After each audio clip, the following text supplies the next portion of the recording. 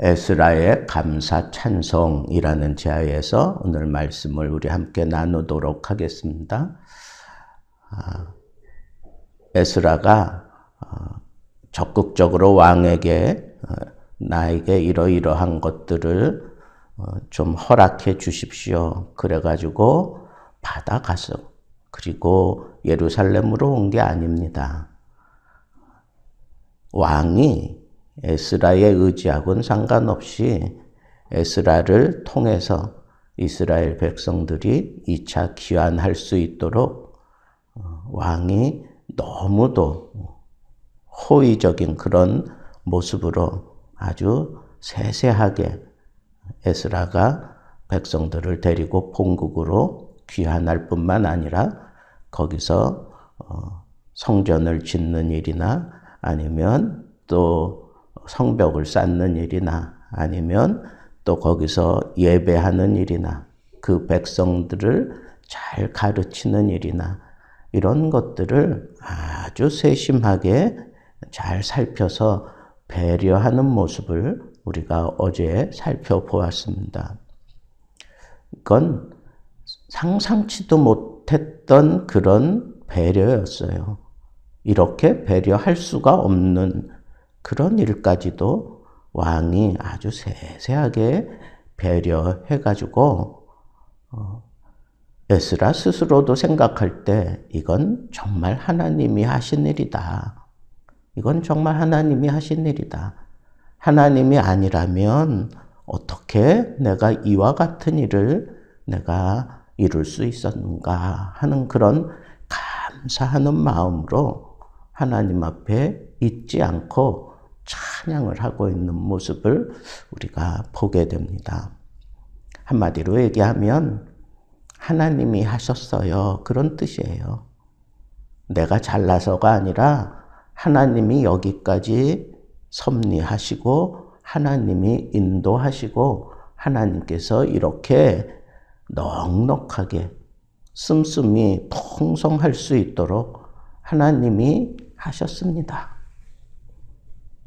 첫째로 왕의 마음을 하나님이 사로잡으시고 왕이 예루살렘 여호와의 성전을 아름답게 할 뜻을 갖게 만드셨습니다.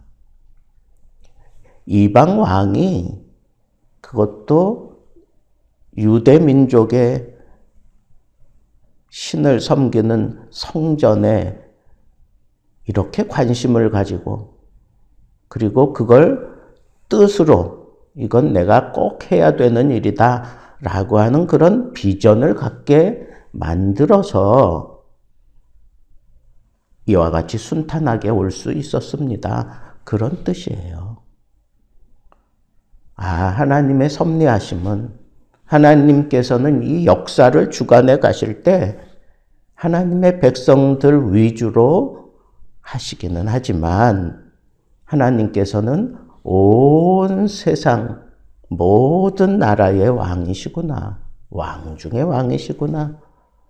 그 누구도 하나님의 이 섭리에서 하나님의 이 통치에서 벗어날 수 있는 인간은 이 지구상에 없는 거구나 라고 하는 그런 분명한 역사의식을 가지고 보니까 하나님이 이 이방 왕이 예루살렘 그 성전을 이렇게 세세하게 살펴서 그가 제물을 하나님 앞에 어떻게 드리는 거며 얼마가 필요한 거며 또 제물을 드리되 소제도 있고 번제도 있고 그리고 그 성전에서 예배 드릴 때 거기에 소용되는 제사장들이 얼마며 그 다음에 거기서 허드렛일 하는 그런 사람들은 얼마며 뭐 이런 모든 것들을 아주 세세하게 마치 연구한 사람처럼 그런 것들을 알고 거기에 맞추어서 넉넉하게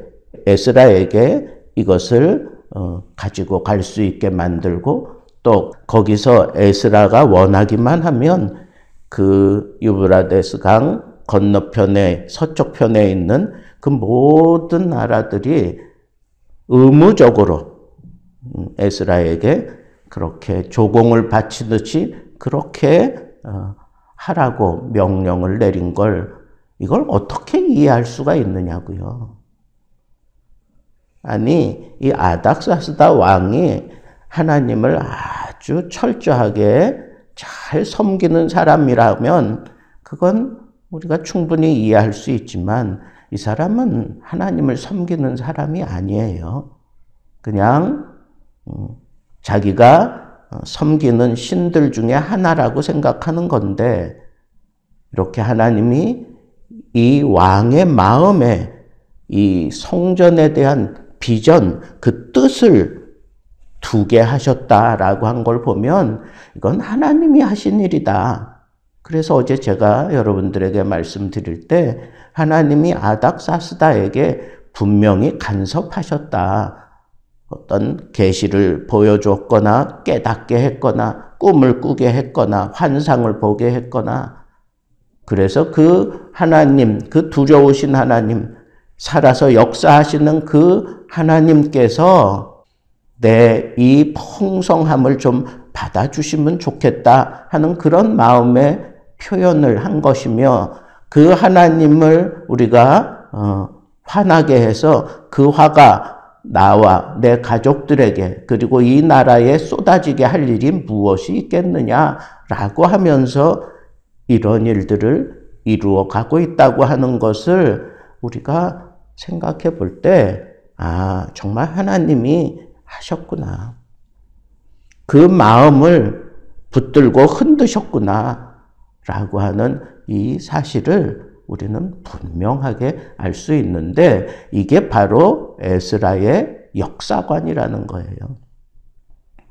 하나님이 이 세상의 역사를 하나님이 홀로 주관해 가시는 분이다 라고 하는 그 사실을 분명히 알고 있었습니다.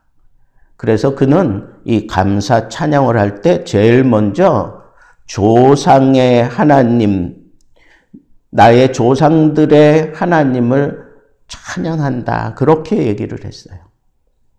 그런데 에스라의 입장에서 조상을 들먹인다고 하는 것은 조상들 때문에 우리가 이렇게 망한 건데 그래서 이렇게 70년 동안 포로로 잡혀와서 여기서 망국의 그런 삶을 사는 건데 우리는 흔히 그런 얘기 하잖아요.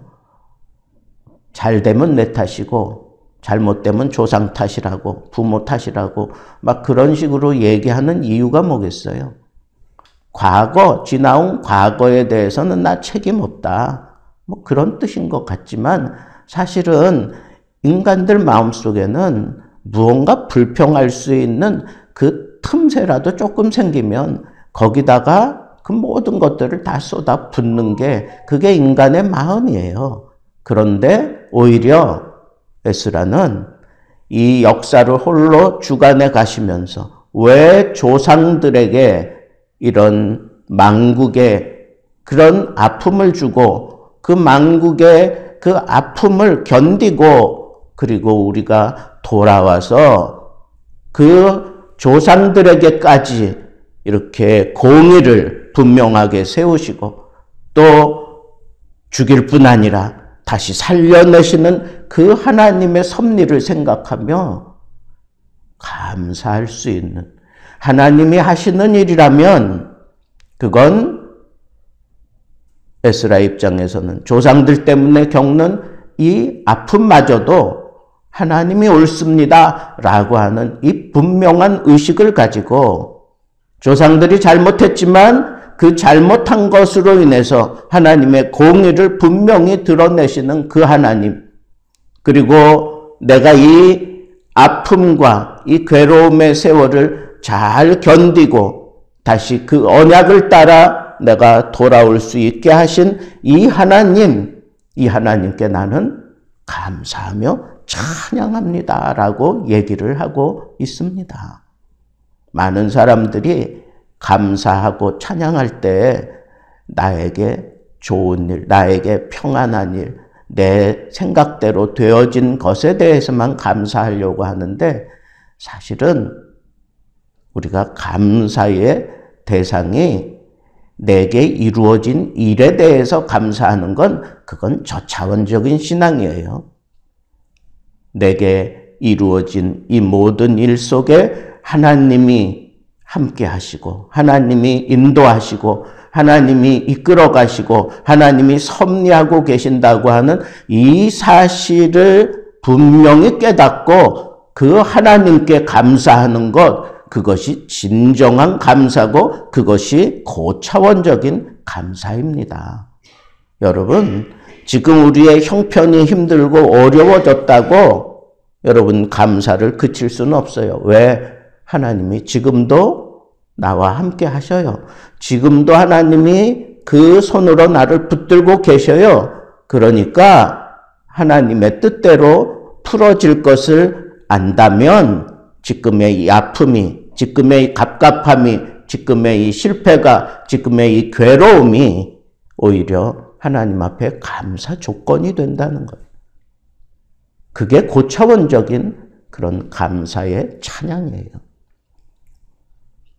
두 번째는 하나님께서 왕뿐 아니라 나로 하여금 왕과 그의 보좌관들 앞과 왕의 권세 있는 모든 방백 앞에서 은혜를 입게 하셨도다. 은혜를 입어 얻게 하셨다. 여러분, 이제 비로소 나에 대한 감사가 나오는 거예요. 하나님의 섭리를 꿰뚫어 보고 난 이후에 하나님이 어떻게 나에게 이와 같은 은혜를 베푸셨는가? 내가 잘나서가 아니라 왕뿐 아니라 그 왕을 모셔 서고 있는 그 모든 그 백성들이 이구동성으로 왕이 하고자 하는 일에 대해서 함께하며 나에게 은혜를 줬다. 이가 은혜를 줬다. 나에게 은혜를 베풀어 줬다는 거예요. 왕이 나로 하여금 이렇게 풍성하게 가지고 가게 했다. 내가 왕과 이 깊은 교제를 나누고 왕이 나를 인정하기 때문이다. 이게 아니라 하나님이 왕으로 하여금 나에게 은혜를 베풀게 했다는 거예요. 왕이 그런 일을 할 때 그 대신들 가운데 영향력 있는 사람들이 왜 그렇게 하느냐고, 다른 나라와 또 이게 동등하지 않느니 뭐 이런저런 얘기하고 그러면 일이 성사가 되겠어요?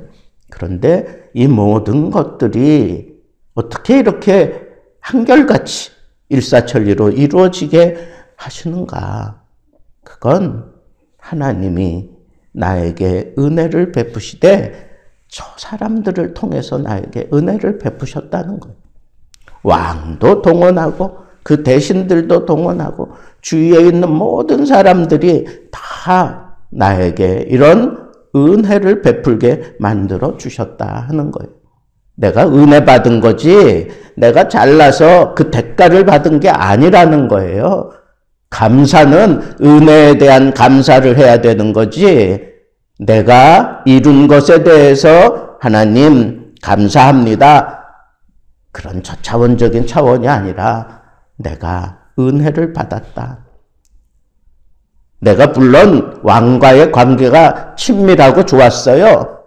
그러나 그것조차도 하나님이 나에게 은혜를 베풀어서 왕과 이렇게 친밀하게 지낼 수 있었고, 그것을 질투하지 아니하고 그것을 또 온전히 순종하며 왕의 그 신복들이 나에게 동일하게 은혜를 베풀게 하셨다. 이 모든 게 다 은혜라는 거예요. 이게 은혜예요. 여러분, 하나님께서 모세를 불렀을 때를 생각해 보세요. 모세를 불러가지고 너가 이스라엘 백성들을 이제 출애굽시켜라 그랬을 때, 내가 누군데 이런 일을 할 수 있습니까? 나는 할 수 없습니다. 40년이나 나는 이 사람들을 이끄는 그런 삶에서 떠나 있었습니다. 그냥 나는 양치기일 뿐입니다. 그게 자연스러운 생각이잖아요. 그렇게 하나님 앞에 못하겠다 그랬어. 나는 또 말을 못합니다. 너의 형 아론이 말 잘하는 아론이 있지 않느냐? 그래가지고 보내주는 거예요. 자, 그래가지고 이스라엘의 지도자들을 다 불러 모았어요. 그래서 내가 이렇게 이 백성들을 데리고 내가 출애굽할 것이다. 아니 그러면 할렐루야 아멘 그래야 되는데 그 지도자들이 안 믿었어요. 처음부터 따르지 않았어. 그래서 하나님이 주신 그 이적을 또 그들에게 보여주고 그러고 나니까 백성들이 그제서야 믿은 거예요.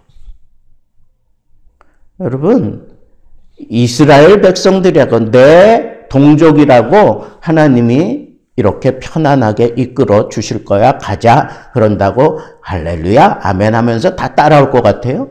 안 그래요. 안 그래요.